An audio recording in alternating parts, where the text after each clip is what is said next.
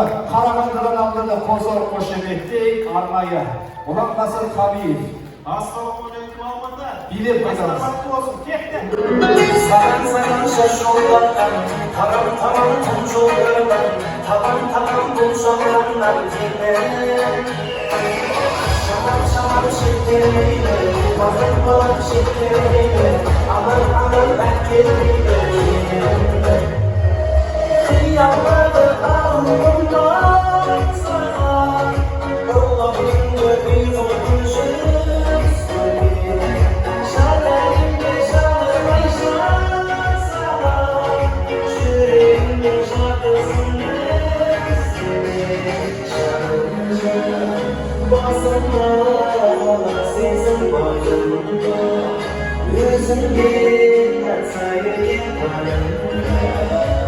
Oynadı oyna kanım,